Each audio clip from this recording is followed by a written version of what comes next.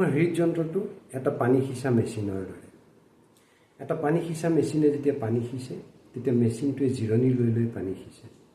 কিন্তু আমাৰ হৃদযন্ত্ৰটো এনেকুৱা এটা বস্তু যি জন্মৰ পৰা মৃত্যুলৈকে অবিৰাম গতিতে কাম কৰি গৈ থাকে। আৰু ই যদি কেইমুহূৰ্তমানৰ কাৰণে আমাৰ হৃদযন্ত্ৰটোৱে যদি জিৰণি লয় তেতিয়াহ'লে এজন ব্যক্তিৰ প্ৰাণবায়ু নিমিষতে উৰি যাব।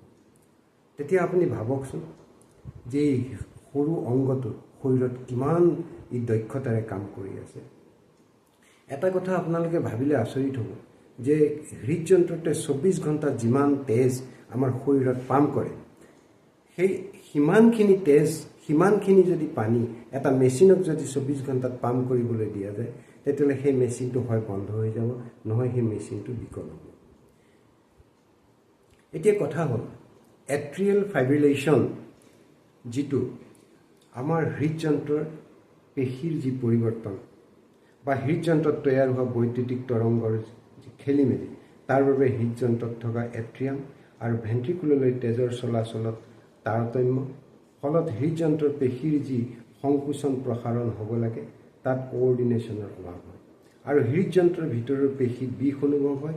ফলস্বৰূপে বুকুখন ধপধপাবলৈ ধৰে, বুকুৰ মাজত হেঁচা অনুভৱ হয়, ঘাম ওলাব পাৰে, উশাহ চুটি চুটি লাগে, শৰীৰ দুৰ্বল লাগে, মানসিক উৎকণ্ঠা বাঢ়ে, লগতে ব্লাড প্ৰেছাৰ বাঢ়িবলৈ আৰম্ভ কৰে ইত্যাদি অলেখ শাৰীৰিক সমস্যাৰ সৃষ্টি হয়।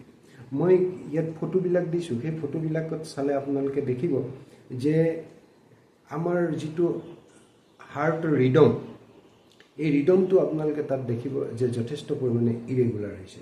এট্ৰিয়েল ফাইব্ৰিলেশ্যনত এই হাৰ্টৰ যিটো ৰিডম, এই ৰিডমটো সদায় ইৰেগুলাৰ থাকে। আৰু এই যদি ইৰেগুলাৰিটি আপোনালোকে দেখা পায় তেতিয়াহ'লে আচলতে কাষৰ কোনোবা এজন ভাল হৃদৰোগ বিশেষজ্ঞৰ লগত আলোচনা কৰি তাৰ উপযুক্ত চিকিৎসা কৰাৰ প্ৰয়োজন। এতিয়া কথা হ'ল যদি হাৰ্টবিট ইৰেগুলাৰ থাকে, হাৰ্টৰ যিটো ৰিডম যদি ইৰেগুলাৰ থাকে আৰু মানুহজনৰ যদি হাই ব্লাড প্ৰেছাৰ আছে বা মানুহজন যদি অতিমাত্ৰা শকত বা মানুহজনৰ যদি হৃদযন্ত্ৰৰ আনুষংগিক আৰু কিবা বেমাৰ আছে যেনেকৈ ধৰক কৰ'নেৰী হাৰ্ট ডিজিজ ইত্যাদি আছে, তেতিয়াহ'লে কিন্তু পেচেণ্টজনক অতি সোনকালে হস্পিটেললৈ নি উপযুক্ত চিকিৎসা কৰা প্ৰয়োজন। কাৰণ এই গোটেইখিনি বস্তু যদি এট্ৰিয়েল ফাইব্ৰিলেশ্যনত থাকে তেতিয়াহ'লে এনেকুৱা এজন ৰোগীৰ যেনেকৈ ধৰক হাইপাৰটেনচিভ আছে, অবেচিটি আছে, কৰ'নেৰী হাৰ্ট ডিজিজ আছে, তেতিয়াহ'লে এনেকুৱা এজন ৰোগীৰ ষ্ট্ৰোক হোৱাৰ যিটো সম্ভাৱনা সেইটো একেবাৰে নুই কৰিব নোৱাৰি।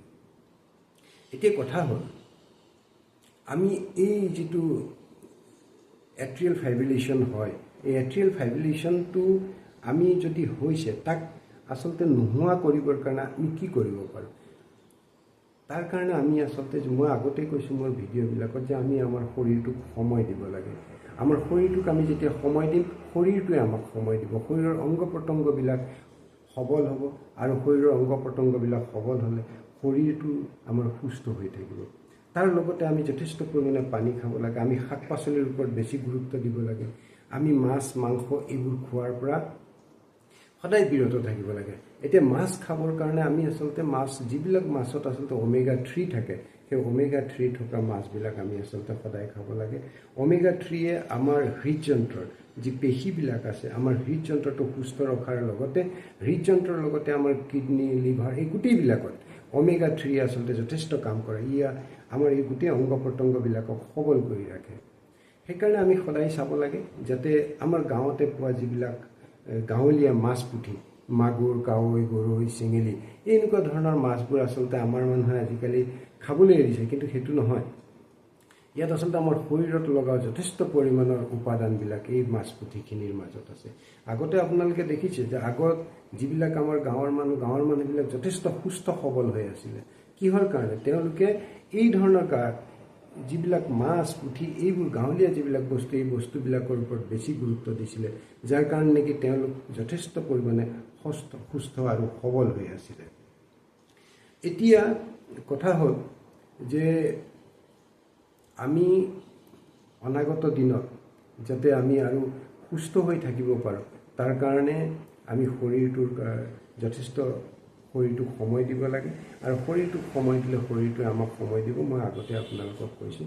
আৰু মোৰ এই ভিডিঅ'টো যদি আপোনালোকৰ ভাল লাগিছে তেতিয়াহ'লে শ্বেয়াৰ কৰি দিব, ছাবস্ক্ৰাইব কৰিব। কাৰণ শ্বেয়াৰ আৰু ছাবস্ক্ৰাইব কৰিলে আৰু 10জনৰ উপকাৰ হ'ব। 10জনে এই সাধাৰণ যিবিলাক নজনা কথাবিলাক জানিলে তেওঁলোকো সাৱধান হ'ব।